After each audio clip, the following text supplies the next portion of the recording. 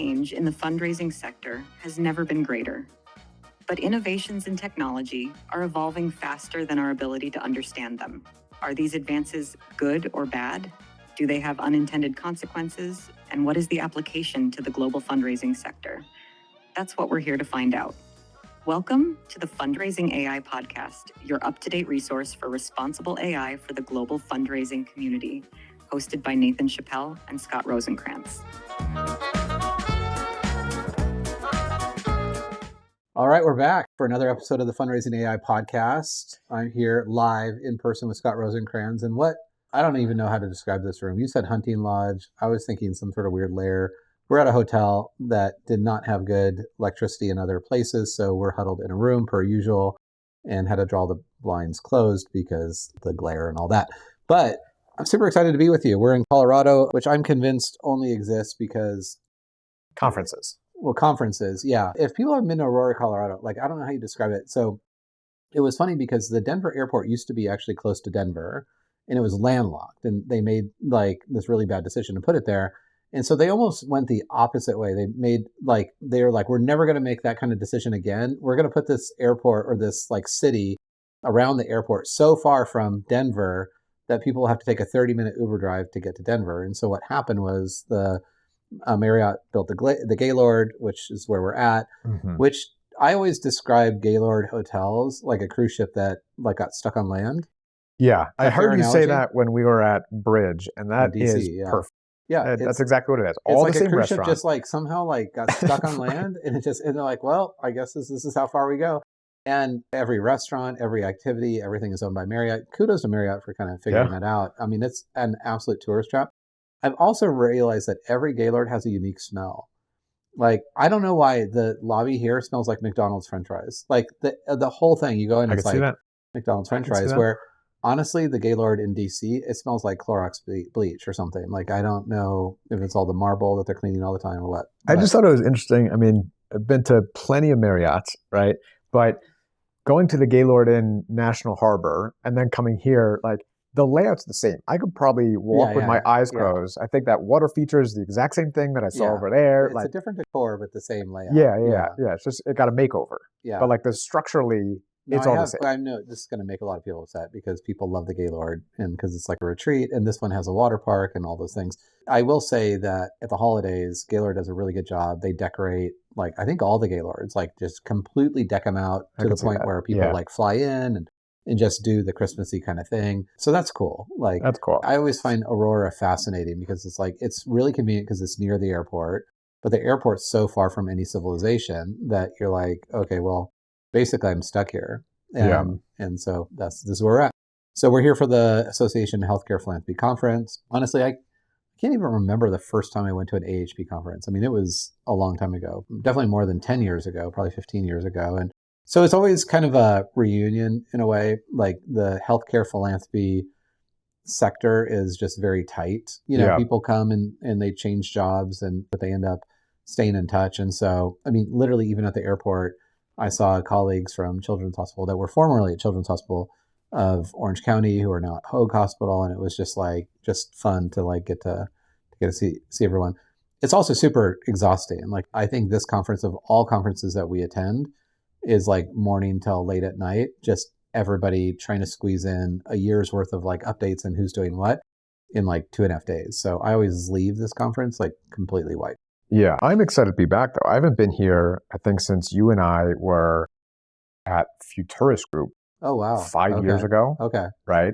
But now that we're working at different companies, we see each other more often. Right. Usually you be the one going on the road show. Yeah. So yeah, I'm excited to be back. But going down to the lobby to come up to your room for this recording, seeing 10 people that I've seen in other lives, and it's been a long time since seeing them. Right. It is that reunion. It's hard to feel. get anywhere across the lobby without people. Yeah. Seeing you. Yeah. So it's going to be fun. And I'm not speaking. So actually, that's always nice. Super rare, and so refreshing to just not have any real responsibilities. I'm here with Virtuous, of course, and we have client breakfasts and lunches and things like that. Breakfasts and lunches. I don't know. That's the plural of the plural, I think. Breakfasts. Yeah. Just extend that S for a while. Yeah. So that kind of thing. And then we're co-sponsoring reception tonight. So yeah, it'll be fun to hang out. Are you speaking? No.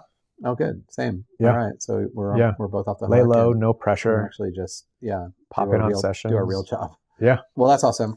It's been a while since we've recorded a podcast without a guest speaker. I mean, we had Mina Das on the last podcast, and I love her. She's amazing. And her report is fantastic.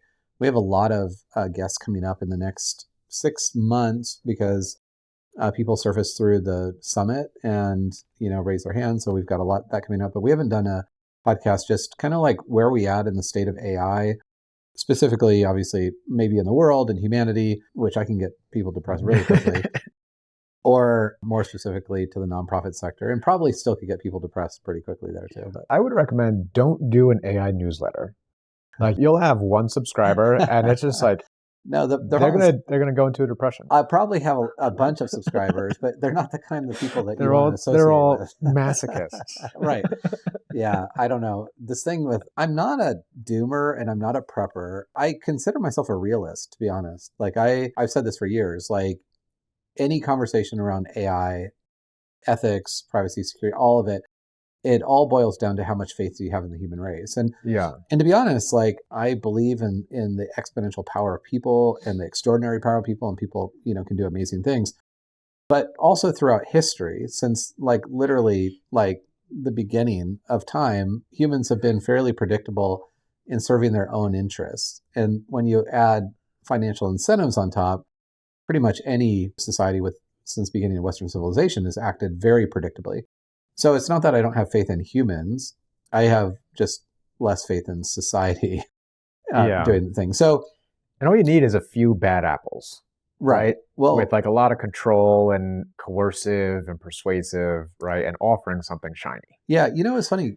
I wonder what you think about this, because I was talking about this the other night around dinner, and my son, Toby, who has a master's degree in computational data science. And, I was talking about the thing that worries me is the concentration of power. And of course, we've seen inequality rise like massively. Like inequality is just off the charts and will continue to be, because the haves versus have-nots amplified and accelerated by AI. But it's really my fear of having essentially 10 people in the world that control pretty much everything at this point. And Toby's response was, isn't that the way it's always been? I don't know, because I think the 10 people in the world now have more global impact and global control than I think it used to be. I don't think it was as widespread. Like Bill Gates had Windows, right? And Windows is basically everywhere, right? But that is slow rollout, right? It's not, you make one change in a line of code and everyone is impacted equally. Billions of people across the world. I think the globalization of it is different. Yeah, I hadn't thought about that. Immediately I went to, well, I'm a big fan of the Industrial Revolution. I love that time period because it was just this like blossoming of this idea of like anything is possible, and a lot of human ingenuity, of course, child labor, all those things not good, all the other things that, slavery and all those things that were still, people, segregation and all that really bad. But boom of innovation in a significant short time period was interesting to just because like new materials were created to help you do it. And so you have like the JP Morgan and the Rockefellers and the Carnegies and all that, probably 10 people controlling a majority of oil and rail, right? Which was controlling the US, but not the world. Right. Yeah. So I think that's a really interesting point. And the other thing I went to is it's really not necessarily just the concentration of control. It's the pace and the frantic pace. I mean, to think about the idea that electricity took 40 years to replace a majority of factories, not all factories, but a majority of factories, it took electricity 40 years to replace steam power. So we're talking in an AI kind of exponential world, a complete disruption to society and workforce, and even what it means to be like a programmer today versus literally 2 years ago is completely different. So in 2 years, a job that we would have said, number one, safe job, go to school to do this thing because you'll always have a job, and there's going to be an increasing need because the world is going to be more digitized than ever. But of course, we see like even Facebook just laid off 600 people in one of their AI divisions. Yeah. Because code. I mean, because of the ability to actually use AI to actually, accelerate code. So I think it's that acceleration, but I think maybe to your point, acceleration and the globalization piece together makes this moment very, very different. Right. Like think about all the things that Elon's done with Grok, right? anyone dare in the you world, bring up Elon Musk anyone in the world so early in this who podcast. too We're not soon. even we're not even warmed up yet. Anyone in the world who's using Grok or access to Twitter, he decides like, hey, we're not going to have any security protocols. You can make Right. new deep fakes of everyone. Yeah. People in very remote regions, if you have a phone and internet, right, you have access to that. Yeah. That's not how it was with the Rockefellers and the JP Morgans, Sure. right? Like their ripple of impact could have taken decades to reach. I mean, they had to bankrupt companies and Right. extort money from people and all the things. It took That's a long hard time work. to do that. Yeah. Yeah. It took a long time to do all that. I don't envy them. Yeah, right. And more people. Yeah, no, that's a really good point. It's kind of on those lines. So again, I believe that our sector, the nonprofit sector, plays an outsized role in creating a future that we're proud of. Mhm. But you and I talked about this the other day. I have never felt it to be a more important time to pour into, to be a shepherd to be a mentor to the next generation. And that's the generation of people that are graduating college today. Mhm. And it's the generation of children being born and raised and being taught what, good or bad values are. In all honesty, I'm kind of hopeful about that because I do think that there is such awareness around social media debacle in the sense of like, just because we can doesn't mean we should. And the unintended consequences that we've seen, like pervasive unintended consequences of social media. I believe that probably less college students that are graduating now, but more youth like your son, who's, how old is he now? 3.5. 3.5, will grow up. He's a couple months older than ChatGPT. Alpha, right. As truly Gen Alpha, right? Yeah. He'll grow up seeing all the stuff around him, but will have, I think, more discernment by what is good and additive versus what is just more. And I do think that there's going to be a reverberation and almost a renaissance back to some trades and also some things that are just inherently human. Not all things, but I do think that the next generations who will, like our future is in their hands, will have a different appreciation for legacy and for tradition than we have, just because we've been kind of on this crazy hamster wheel that was just almost like that frog in the boiling water. It was just like going fast, it's getting hotter and hotter. Right. And we've just been on the ride for a while. Right. It was all, I know for my generation, it was all like hustle and productivity, right? And like just like head down, do the work, like and get ahead, right? Yeah. But what you just said, there's Pascal Bornet, written every book, right? I was reading a book of his, Irreplaceable. He's got a bunch of books on AI, on agentic AI, and AI automations, on like just how to advance yourself either technically or soft skills as well. But in Irreplaceable, he said, in a world where AI can do absolutely anything, the greatest value is being uniquely human. Right. So I did my keynote on that. Like, what is it that makes us human? Right. And it's all those soft skills. It's all like hone in on what makes you unique as an individual, like your perspectives, right? Gemini, Grok, ChatGPT, Claude, like they're all built on basically the same data set. They all basically have the same objective to engage you with you. And like if one can do something that the other can't, just wait a couple months and they're Or so like a couple days. They're not that unique. Right? It's all it's just personal preference, right? But being able to focus on, like, again, it's always the human to human contact, right? And less of those things that could be automated and generated, like staying true to like your authentic self. Yeah, it's interesting. So like when we talk about the jobs that will be augmented versus replaced, jobs that require a great deal of empathy and listening skills. And so I think it was the CEO of Shopify made that quote, or maybe it wasn't Shopify, it was a different one actually. I forget the name of it. Was it Klarna or somebody that went Klarna. Yeah, who basically said bot can give you information, but it can't make you feel heard. Right. And that's so interesting because, think about it from a skill set perspective. Like I think being a nurse is probably the most safe job in the future that will ever be the last job to ever be replaced. Because even if a robot could physically pick somebody up and do the things, like there's something about the intimacy of being super vulnerable in that moment and nurturing. Just having nurturing so if you think about the skill set and the qualities of a nurse and what other roles kind of deserve that types of skill set, I think that's fundraising. To me, I mean, I think that's as close as we get to even more than teaching, because teaching can be highly customized and automated by AI. But there's something sacred and intimate and vulnerable about making a gift to an organization that you can't really explain why, other than a feeling and a desire to like make a difference and an alignment with your personal values. Like that's just something that I don't think a bot could even remotely grasp. Yeah. I don't think it has a desire, interest, or ability to make you feel safe. Right. Like even, I forget who I was talking to, but somebody asked me, my background being in psychology, like, what do you think about AI as therapist, right? What I like about it is that there's no barrier, right? You don't have to, it's not fun to try to find a therapist and then schedule a time and then go in there and like sit face to face with someone and spill out all your secrets. Like, so people don't do it, right? If you have someone or something that you could just be as vulnerable as possible, right? And get you a little bit further ahead.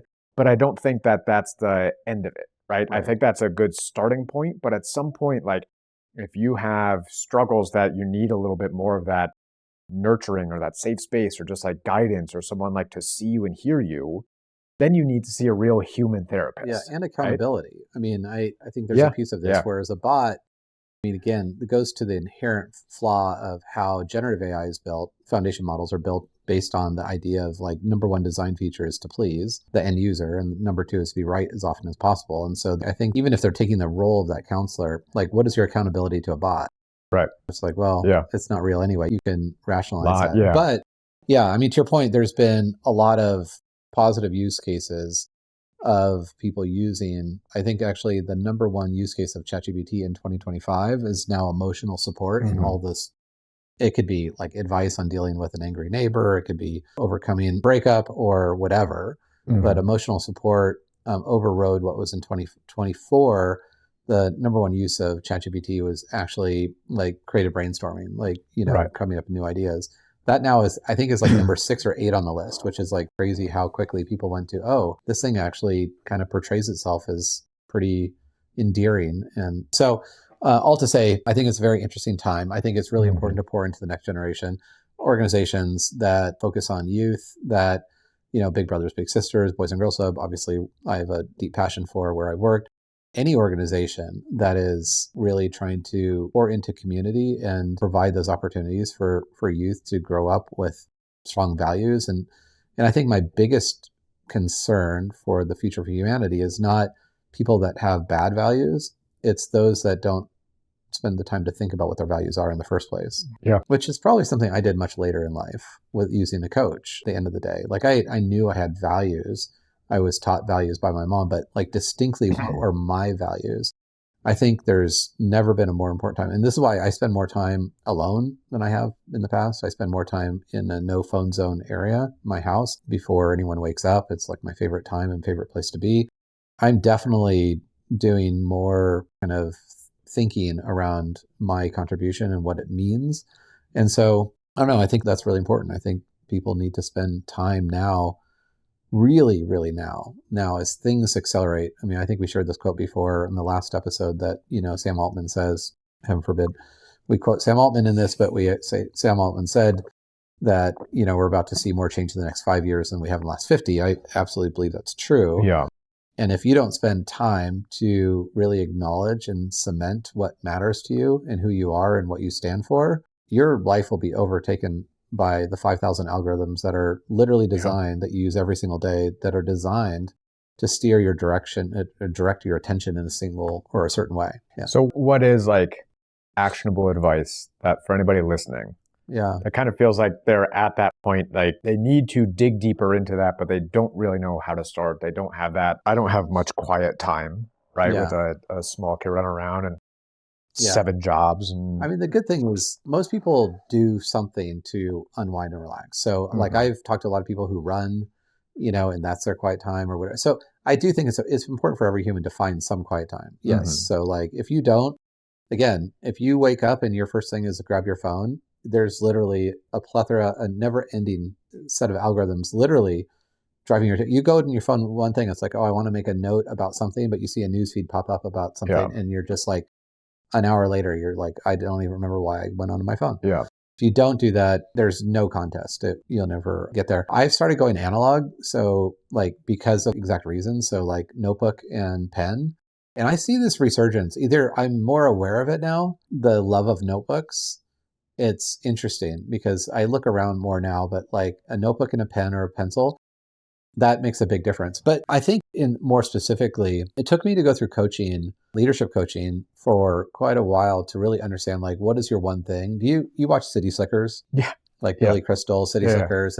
And I remember that movie haunted me. Like, I don't know, I was younger than you. So like I was at a formative time when it came out. And the premise I was is, younger than you back then. well, too, you're, yeah, okay. You're just not now, right? Yeah. So my only point was like you were younger, so maybe didn't make, when it came out, it had this formative impact on me because I think I worked at a video store at the time when it actually came out, and it was like, came out, it's a big deal. And the whole premise essentially is around this idea that Billy Crystal's kind of had a midlife crisis. Yeah. And he meets this guy named Curly, and Curly basically is like, you know, he's just happy, and he's not more than happy, he's content.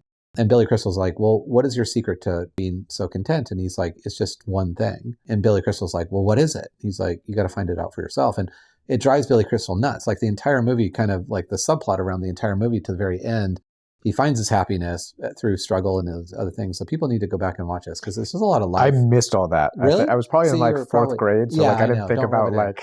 So you should watch this because it was like this one thing, and I remember after that movie for years, not like months, but for years, probably a decade. I'm like, what's my one thing?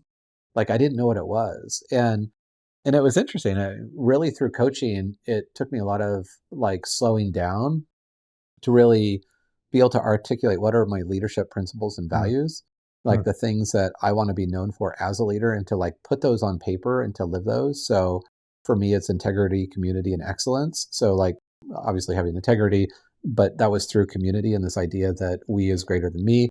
But the third is excellence, which is not perfection, but it's holding people and myself and others to a high expectation. And that really set in for me. And then it was really from there moving to a single statement that like, what is my driving purpose? The fact, the purpose that was so strong, my belief was so strong that I quit my job at City of Hope, which is actually a great job in an incredible place. And I mean, had very profitable and all the things at a great organization, was that I became completely obsessed with the idea of scaling generosity through technology. And I knew that truthfully, I couldn't do that with a single organization. And to be able to live out my one thing, I needed to leave. Yeah. So all to say, none of that comes easy. And I think you have to spend the time. And first you have to watch City Slickers. Yeah. Okay. So step one. Watch City Slickers. City Slickers. Yeah. Okay. It's a great movie. I remember liking it, but I don't remember much. I remember the fireside scene. There's like, that's like the whole movie. That's all I remember about it. It's like the whole movie. So, it's probably why you remember it. That's probably why I remember it. Yeah. Yeah. Where really, what spoiler alert, where he dies? Is that the fireside scene? Oh, well, I don't remember that. Oh, okay. Yeah, you spoiled it. I mean, even though I already saw it. He ate bacon every day. 30 years ago. That was the principle. But yeah, and I still eat a lot of bacon. So, well, anyway, it's time funny. To reflect. Yeah. It's funny because you talk about notebooks, and I also just got into notebooks recently. Oh, yeah? But digital notebooks. I just bought 3 digital. So like, but You still trying to compare which one I like best.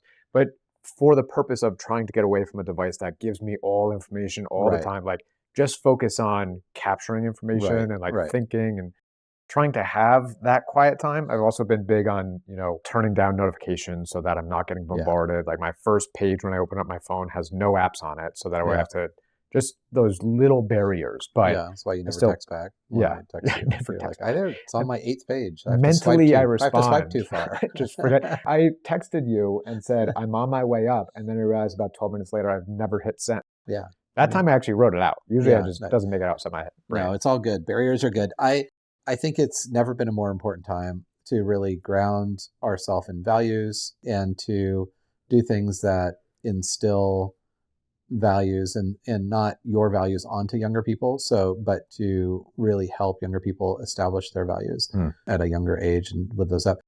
I mean, truthfully, I told you this the other day, I was pretty vulnerable, but I think I took parenthood totally for granted because when I was raising my kids 20 years ago when they were younger, I mean, I was involved and I coached their soccer and I did Boy Scouts and all the things, but I took things for granted that things would always be the same. Like it wasn't a time of a lot of turmoil. It was pre-social media.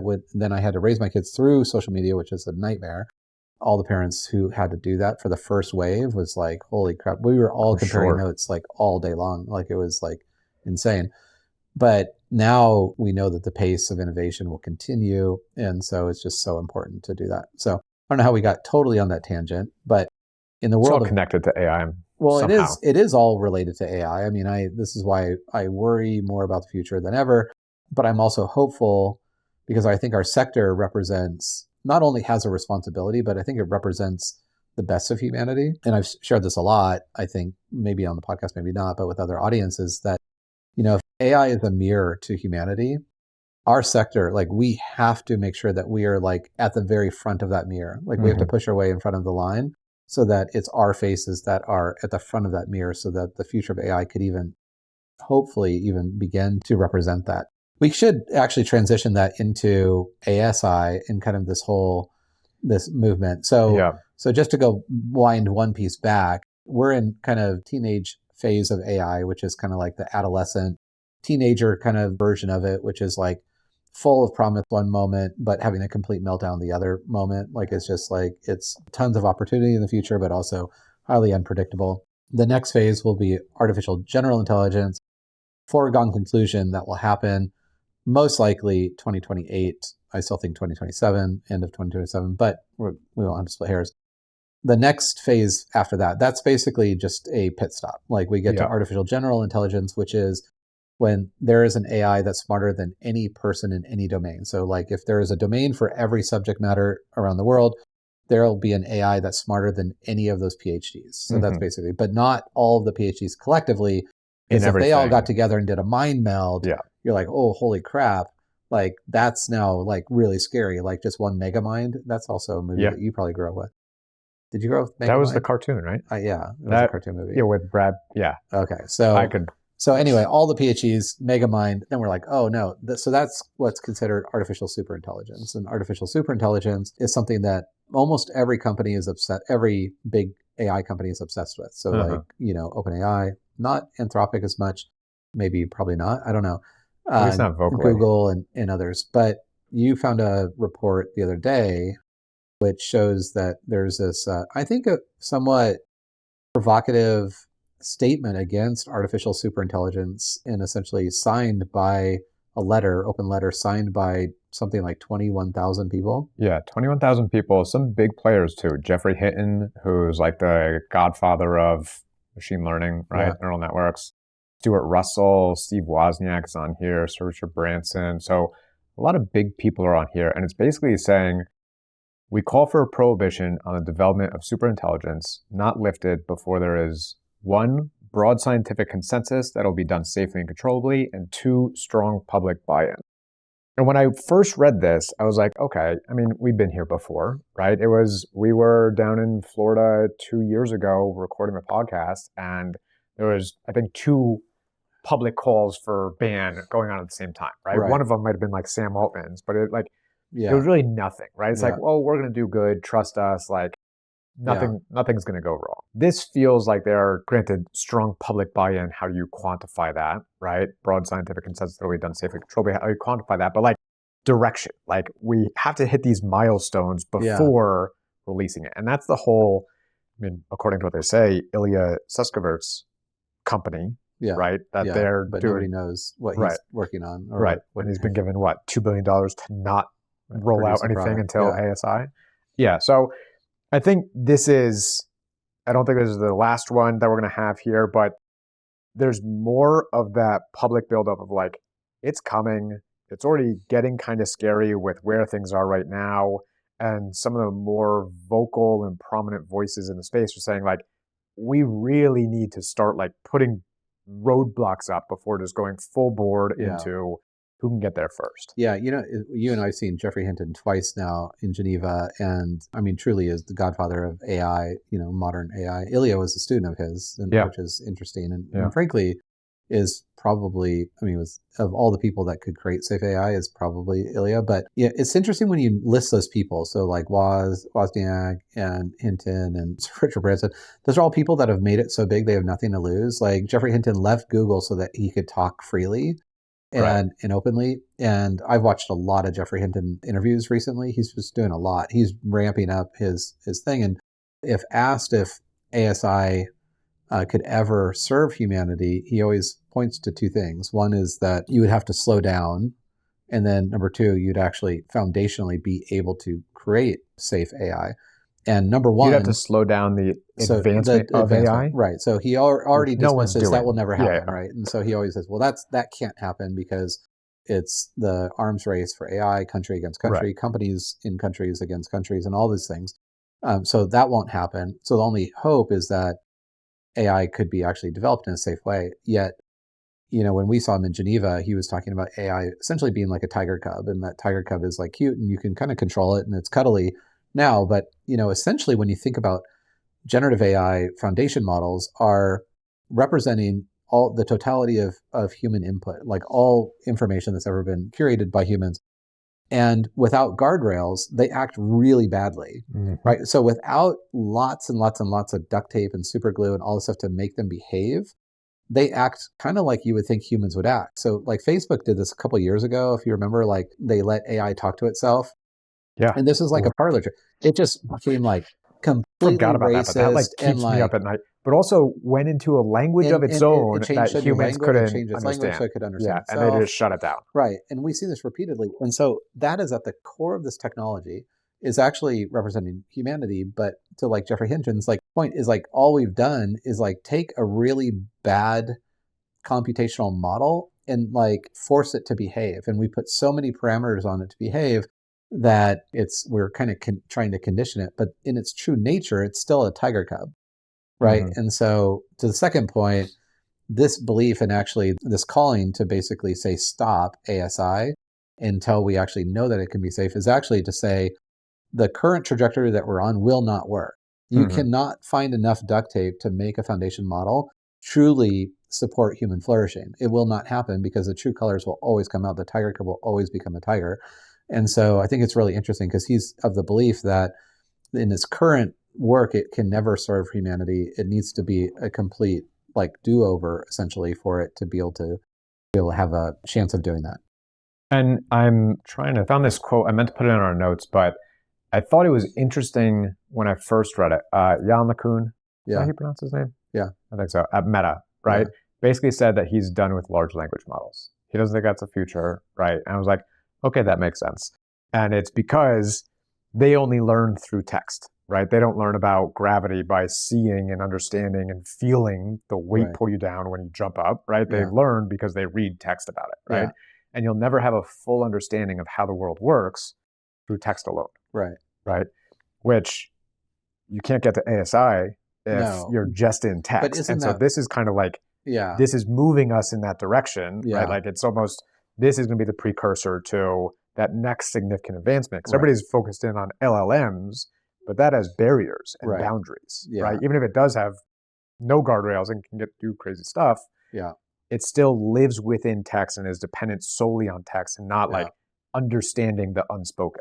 Well, and that's why so many companies are moving to different modes for AI. So like video and all the things that are being created.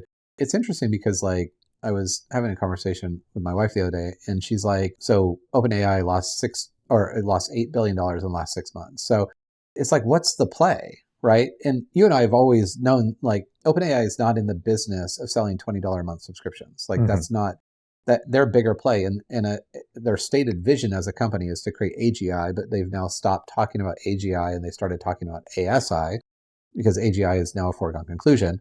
And so they moved the goalpost. But like, what is the play for a company that loses $8 billion in 6 months? And a recent statistic just came out that only 5% of ChatGPT users, like 100 million or something users, 150 million users or something, active users, only 5% are actually paying for the product. That blows my mind when you share that with me. Like, it's horrifying. I never would have thought that. Because it feels like everything that we've said for the last 3 years, no one's heard. Right. Like, I hope it's disproportionately more people in the nonprofit sector are paying the $20 a month? Because you and I have been like a dog on a bone about this. I don't know. I was just at a conference and I asked.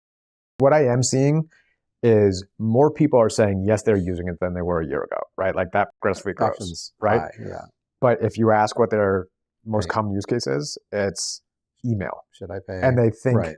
they Yeah. think like I hit it, I'm nailing it, like I am a pro at this. Yeah. And I think sometimes that's even worse because then you aren't looking to see, well, what else can it do? Right. Right. So it's kind of like keeping us at this level. And I imagine the majority of them are not paying. Right.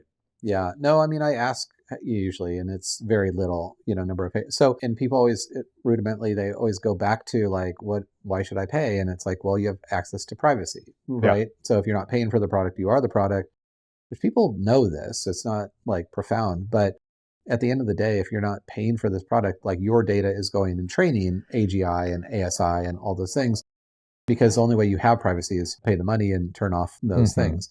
Now, OpenAI will say, well, your data is never shared. We're not brokering it, selling it to anyone else. So it's just staying with that company, but everything's discoverable. And it's also basically, you're just building the future AI product for them. And also, that's what they say now. They could at any, like they have no accountability to us. At any moment, they could say, all right, now we're selling your data. Right. Right. And everything that you've been talking to them about for the last 3 years is now publicly available. Yeah.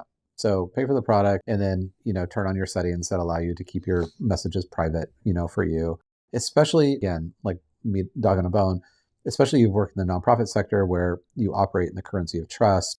You need to do everything that you can, that's reasonable to ensure that trust is at the center of every decision that you're making. So other news in AI, there's been a lot of like the big play right now is browsers, right? And so Perplexity released a browser, which I have not downloaded. I just don't use Perplexity that much anymore. Occasionally, some good newsfeed stuff. So OpenAI just released Atlas, a browser, which we know is going to come out for a long time, but their entire agent kit and the art kit, whatever they called it, which allows you to do in-app purchases through, I don't know, a prompt string or whatever response. You can actually like make a donation to a nonprofit and all that. So I don't know. Are you going to download the browser? Are you going to? Of course I am.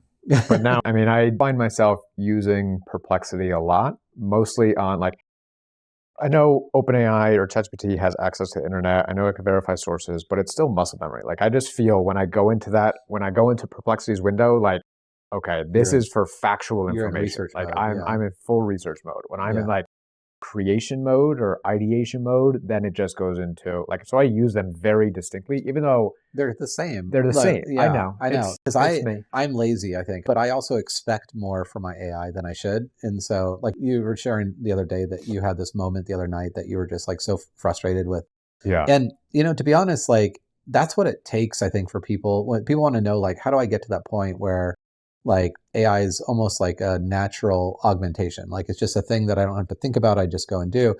And it's when you've like laughed with your AI. It's when you've cried with your AI. It's when you slam the door and you're like, screw this, I'm out of here. And then you come back and like, you make it up, make up with it. It like you have to get to that point to like understand it better. And so all those moments, I've had all those moments and you have those moments. And sometimes if you're under a deadline or something, it's super frustrating. Yeah, that's what I was under deadline. It was like 1 o'clock in the morning. I just wanted to go to bed. You're just like, do your job. Yeah. Like what don't you understand? What the hell is wrong with you? Why do you not understand this? I'm giving you $20 a month for this crap. Right. Yeah. You start threatening it. It's like, but the browser is interesting. And I mean, just all the plays that OpenAI is doing, like they're connecting with apps. So now Zillow and Booking and Expedia, like all these things, they just want you single interface all the time. Yeah. 100% of the time interface you can access and do anything through it. So and now Google, sexting. Now you can sext with it. I know. Yeah. And this is again why I'm so worried about next generations, because there is a Claudia, I forget her last name, posted this really insightful post the other day that she basically spent the day making AI porn. I don't know if you saw this or if I think you told me about this. And I don't think any man could actually get away with this post and be like, you're not a creep. And she's like, I spent the day making AI porn. She's like, because I want to see what teenagers are doing. And there's, a Chinese open source model that basically has no restrictions.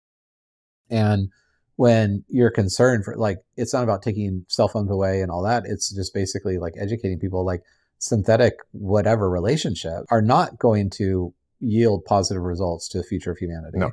And so with no guardrails, no laws, any of that, OpenAI there's 2 lawsuits, I think, or more right now from teenagers who have committed suicide and adults who have committed suicide and murder and things like that.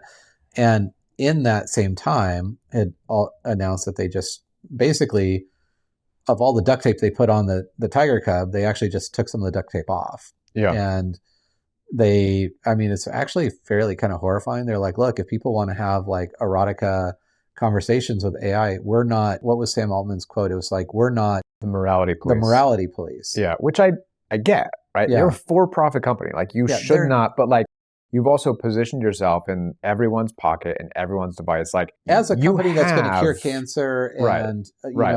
Bring out the best in the future of humanity where we all work less and we all thrive. You should hold yourself accountable to some standard and have responsibility for the people that it's are... It's kind of crazy to think, like, and it's not even a separate model. Like, it's the same model. They just ripped off a little bit of the duct tape. That's what I'm saying. Like, the model at its core already wanted to do this. Yeah. And so, back to JP Morgan, he couldn't have had that type of impact. Like just, overnight. Yeah, overnight, globally.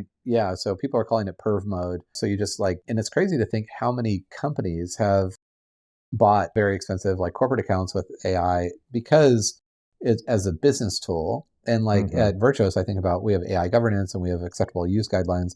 We now have to, I was thinking about this morning, we have to update our guidelines that include like not to use the same models that are on our approved vendor list, and not use them in ways that would be inappropriate for business. HR, right? Like don't have like, you need to submit a form if you're going to engage in relationships with because we didn't just like colleagues. Like, and now normally, like your company blocks, I think most companies block like porn websites and stuff like that because they want their employees like whatever, which makes a lot of sense.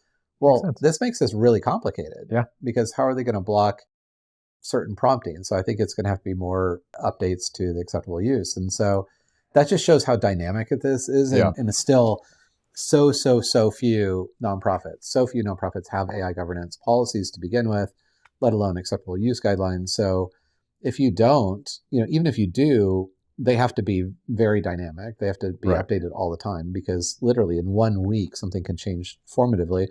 Or like if you don't have them, then who knows what people are doing. Yeah, and they said that they're keeping it for verified adults, right?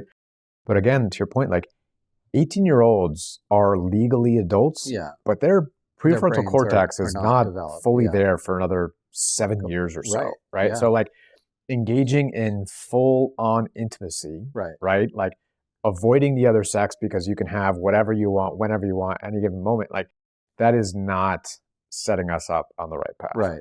And to use a model that its number one job is to please the end user. Yeah. Like, which basically makes it sounds better. It acts nicer than your friends. Yeah. It's always going to be there for you 24/7. Like it's just going to have a high doses, not human doses of empathy. Yeah. So no it's kind of crazy. Interpersonal relationship can actually match that expectation. Yeah, so it's a browser war. So Google, in response to this, they'll do the same thing. Facebook had already done that. They'd already removed their restrictions. And so in all reality, Google responded a couple of weeks ago. They actually, now you no longer get 100 results in your thread, which is like, I don't know how many people are going down to 100 just to see if there's an end. But instead of getting 100 search results, you're only getting 10.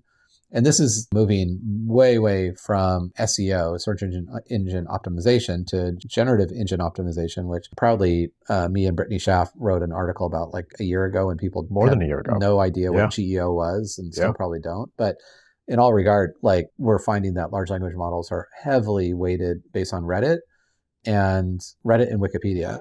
And so like it's kind of horrifying to think about. Like, I mean, Wikipedia is kind of like, it's actually a good kind of process for like a source of truth, but like Reddit is just like pure chaos. Right. And not representative of all of humanity. It's represented by a fringe set of humanity that are pretty tech savvy and know what Reddit is and are seeking, things. So, which is still a lot of people, but not your average neighbor and your community that is like on Reddit all the time, engaging on what it means to be a positive member of society. Same goes for Grok. Oh my God, the worst of humanity. Yeah, the worst of humanity. Yeah.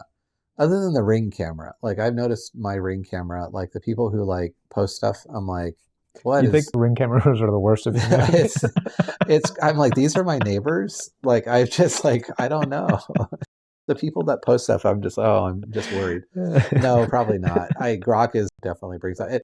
The people who actually want to pay for a model that treats them like shit, like selection bias in that people are using Grok on an ongoing basis, which I obviously don't do. But full on browser wars, like we knew this would happen. I mean, I think the entire point is to have a single point of entry that you wake up, you go to the thing, which is why like even Claude and OpenAI now have like native connections to like all the famous tools so that they can like all connect to each other and you just whatever you can do to keep the eyeballs on that one logo, that's who wins. And so that's a flat out arms race. And you have to do that through a browser, which ends up being, instead of lots of tabs, you've just got one tab and you're just doing all your stuff. And it stores your passwords. It stores, it knows what you're looking at. Memory and all of it. Right. Yeah. It just fully understands you more than any one human could. Yeah.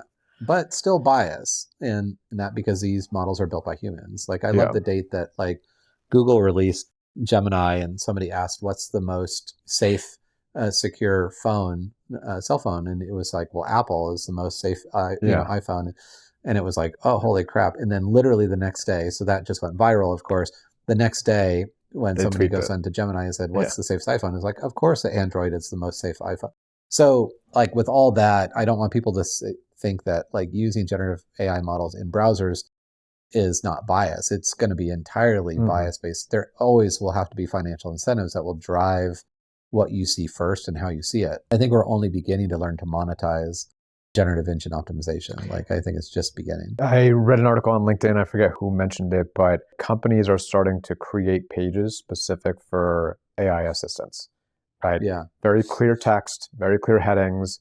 It'll be like, donorsearch.net/AI assistant, right? Or for AI assistant. And it'll just tell you everything about that company, like very clear, no marketing BS, nothing. So that it can be pulled into Perplexity. And I mean, Virtuous, we've been talking about Reddit, we've been talking about Wikipedia, and like that's where most nonprofits are super behind. And I think, I was just interviewed by the Chronicle of Philanthropy on like how with the change in search, it's interesting because I told Rashida Childress is the one writing the article.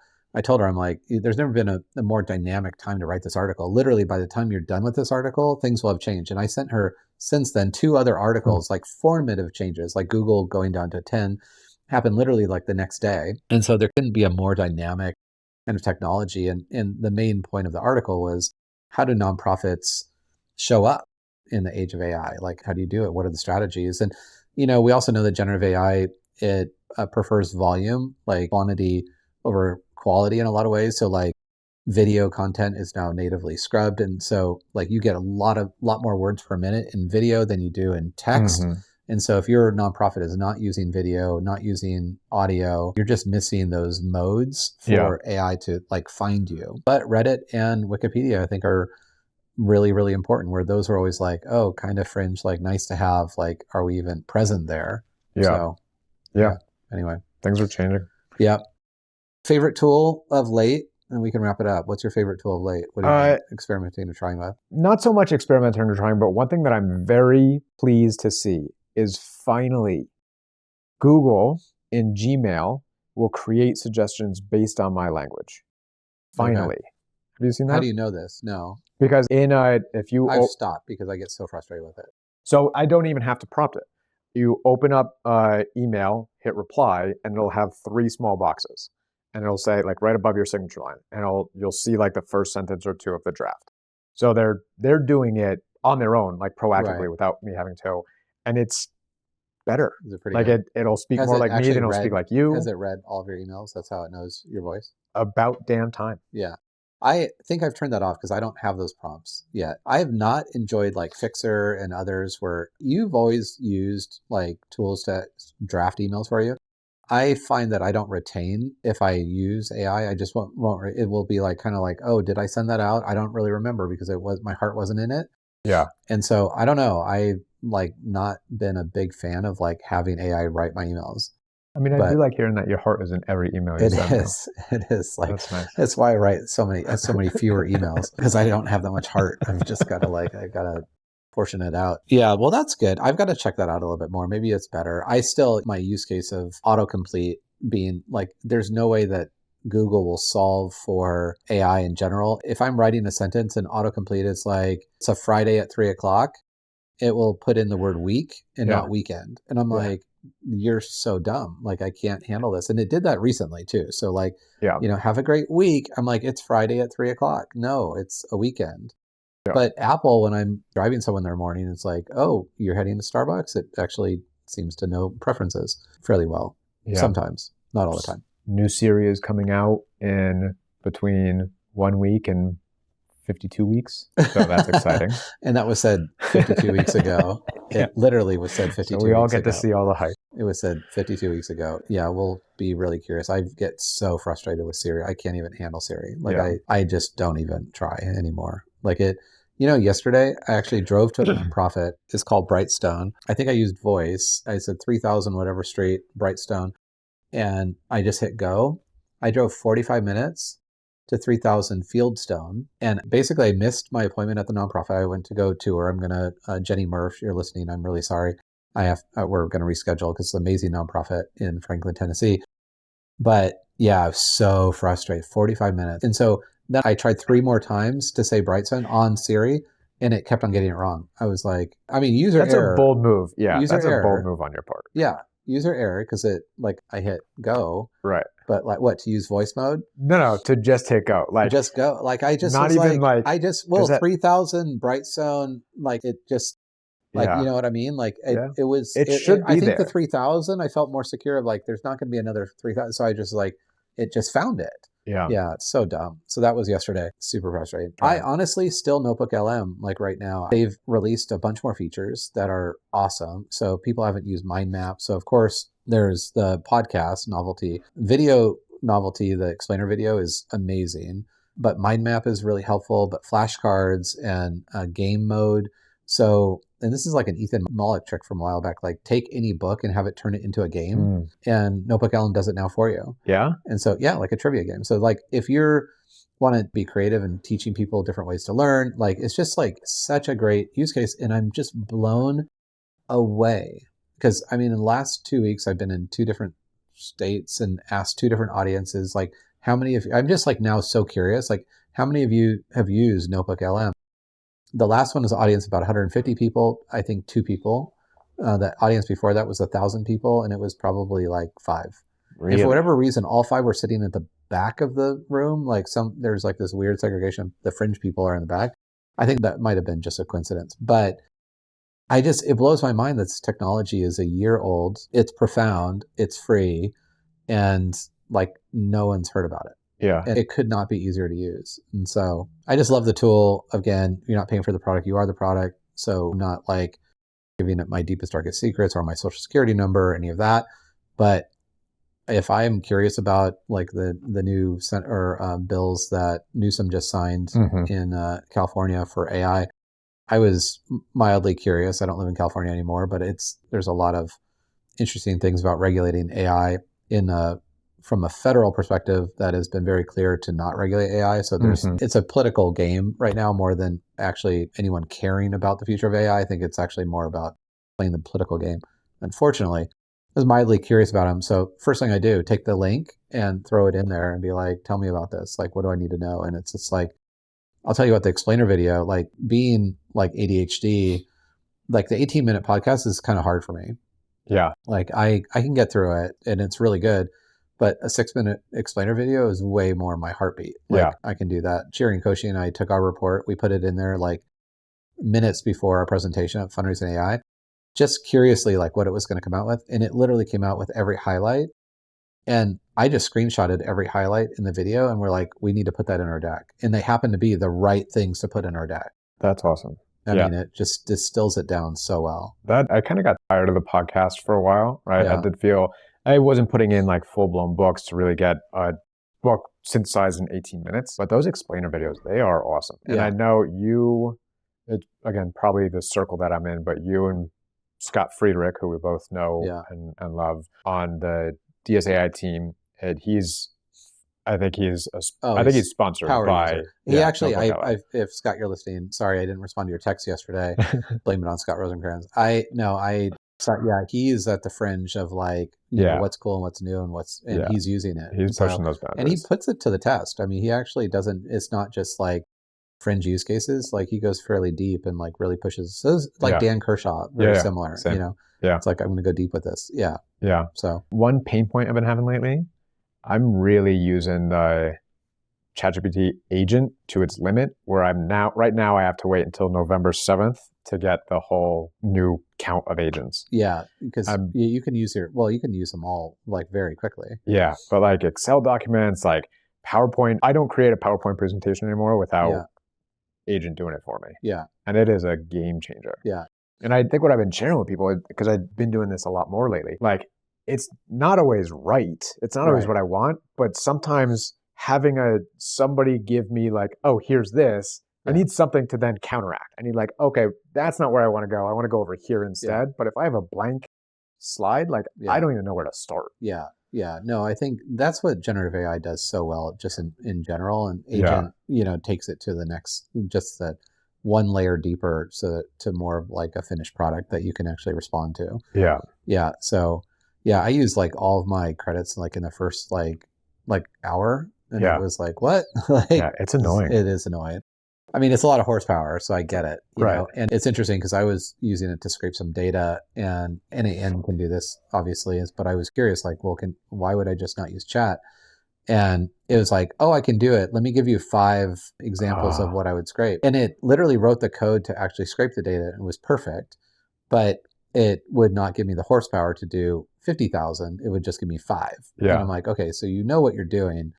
But it's just a matter of money, right? It's just a matter of spending more money and monetizing how much you want to spend to do that. But they'll figure it out because NAN can do it pretty easily. It's just going to be so much nicer to have it in one module and be able to do that. And I'm sure in a couple months they'll increase the bandwidth and limits like there is. I think it literally is. I mean, this is so new. They're just trying to mitigate their losses at this point. Yeah. Everybody starts doing that at scale. Like, how do you monetize that separately? Yeah. Because right now you got to pay a separate $20 a month for NAN to do it, and they're making money just from the agents. So maybe they'll have to charge more at OpenAI. They'll figure it out. Yeah, I'm sure they will. All right. Well, I think that's a wrap. Yeah, it was good. Covered a lot. Good to see you. Good to chat. Yeah. In person, we've got a bunch of like cool stuff coming up on the podcast in the next couple months. So stay tuned. And if you have any topics, things that are top of mind for you, we always tell people, shoot us a note, let us know. We'll include them in. And there's never a shortage of things that are going on. I feel like this was a little more philosophical because it started out that way.